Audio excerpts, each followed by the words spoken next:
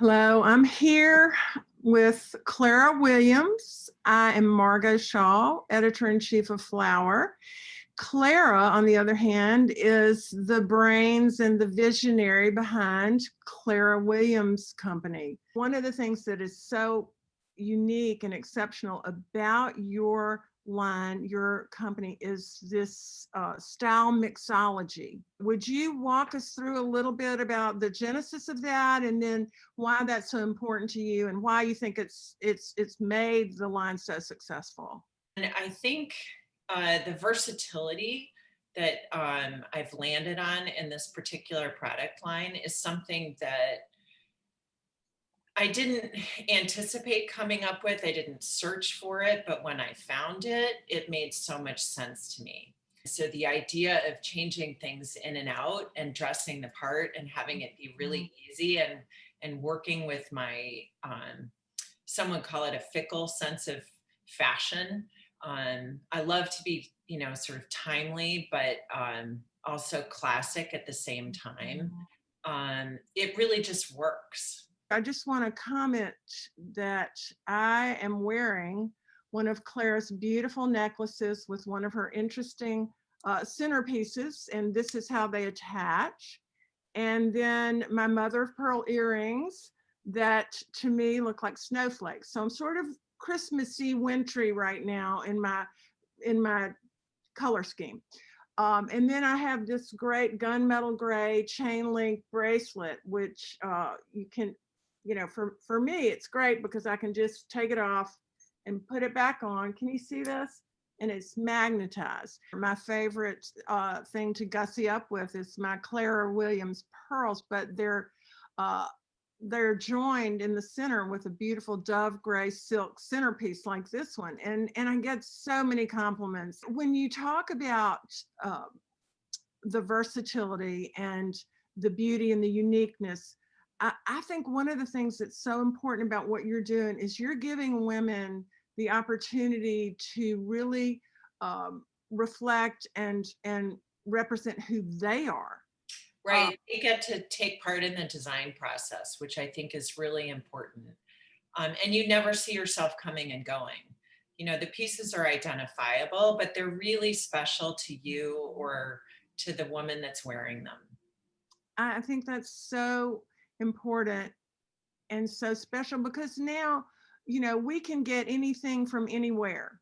And so you do see yourself coming and going, except for with Clara Williams pieces that you've made your own. I've made my own, and I can't wait to take this necklace and use make it long and use the gold tassel that I have. So it's even with just within my own repertoire, I can mix it up. Can you talk about a little bit about just the technology and how that weaves into your business? The technology is simply the use of the magnet.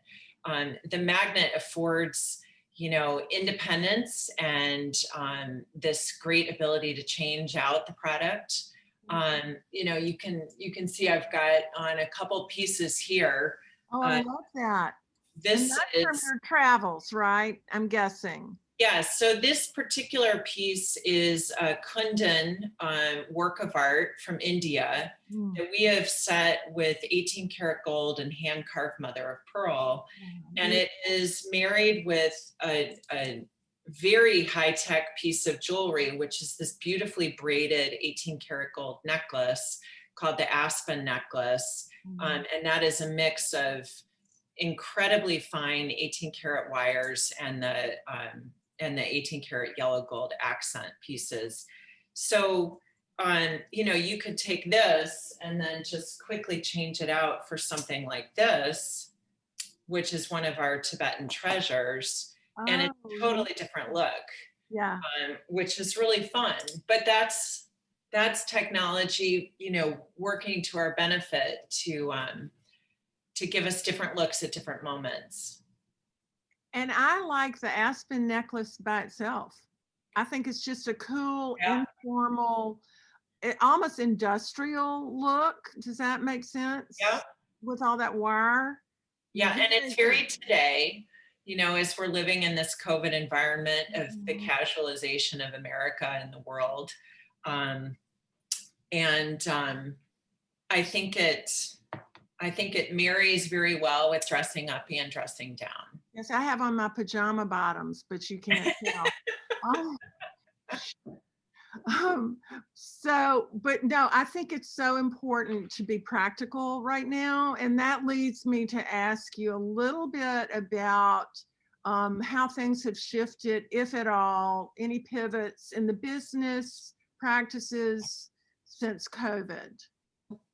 I think in a way it has forced all of us to evolve.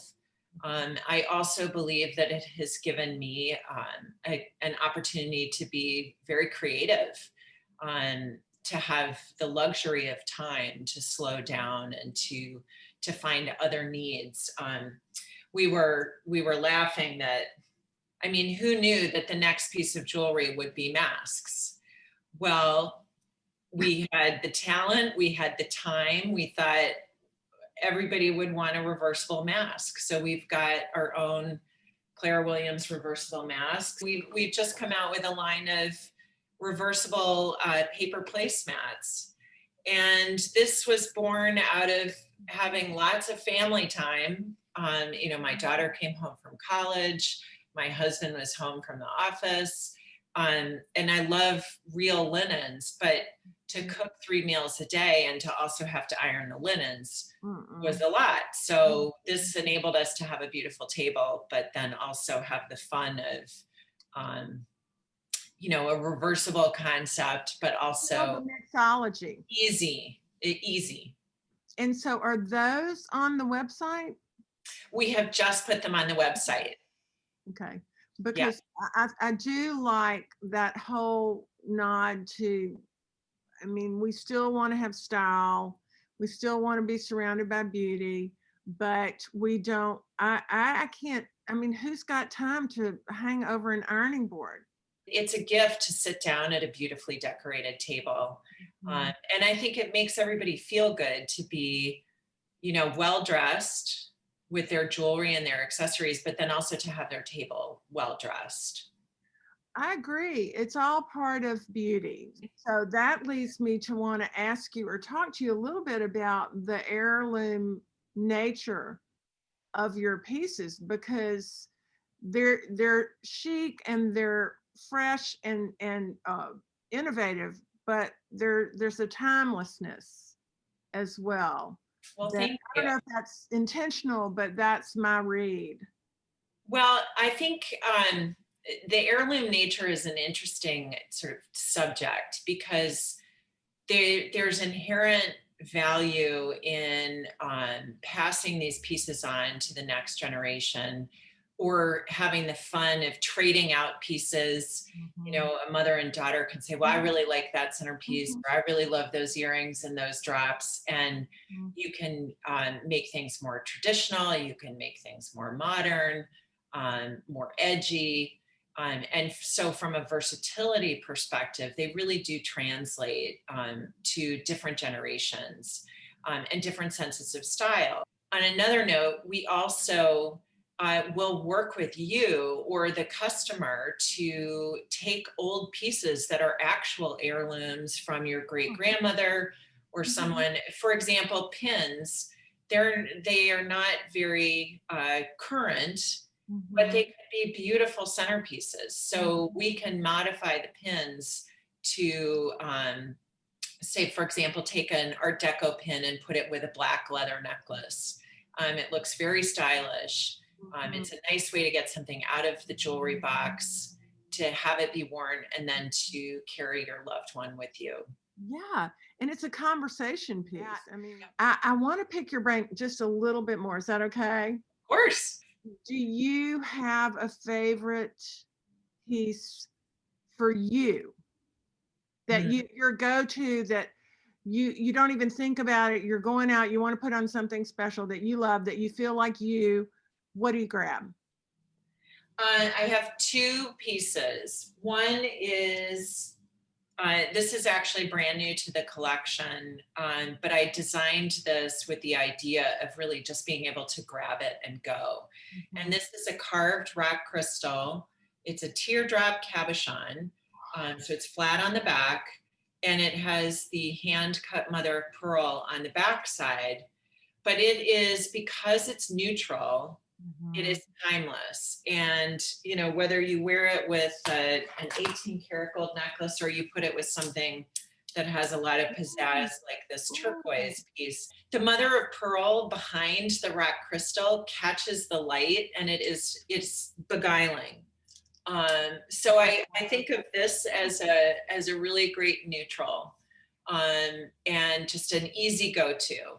And my other piece, I have to dig out of my bag. This is a piece that I wear a lot.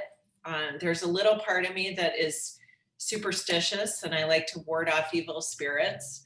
This is a 22 karat Ganesh, and this is it's just a beautiful work of art, old repoussé style technique from southern India. So these are my go-to. Did you bring that design back from India? I know you travel a lot. Yes. Do you take your little high-tech iPhone and take pictures of all these things and bring them back? Do you buy one and bring it back and have it copied? How does that work? We actually have them produced in India. Oh. So they're authentic. Oh. So what I'll do in the design process is to produce things in-house. And we also source from, you know, native artisans for the particular area or the style. This is a piece that I call a Tibetan treasure. This is in the Kundan style. And then, you know, these are stones that we have specifically cut for ourselves, and then they're set in the bezels here in Chicago in our studio. And so it's a mix, but everything is touched here in Chicago. Everything is finished here. We look at all of the quality. I think the mother of pearl back is, I haven't seen that. I mean, that may be somewhere in the world of jewelry, but I haven't seen it, and it just seems luminescent. It adds a dimension to the stones that you said are beguiling. That's a great word for that. And it also, you know, is important because the pieces need to be finished beautifully, front or back. Yeah. You know, and what are those little baubles at the bottom? The fringe, what are those made of? These are emeralds and pearls and diamond slices. I love that. They're works of art. Your pieces are and they're also very practical. You know, if I put this on, it's reversible. So you can wear it on the other side, which makes it a really wonderful piece to travel in. Like I said, I do love to travel. So to have that versatility, and you can bring one centerpiece, but you really got two, makes a big difference. I agree. And then you just have your basic, whether it's turquoise or the aspen or whatever, that's your canvas sort of. And then you just add color and shape and weight and scale with an interest. That's what keeps it good for you. Good for us who get to have some. We laughed, you know, we were trying to come up with the concept and the name. So the necklace is usually what we call or consider the foundation. And then this is the centerpiece. It's just like the centerpiece you would put on your table. It's where you want your eye to look. And it's really the focal point. And, you know, I will say this, Clara, it is so much richer to hear from you, to hear your heart about this design and your desires for women, and it's it just gives it so much more depth and so much richness. Thank you for opening up to us and giving us your time and sharing your vision and your it's such a pleasure. You're so nice to have this conversation. We'll see you another time, I hope. I hope so too. Okay. Thanks, Clara.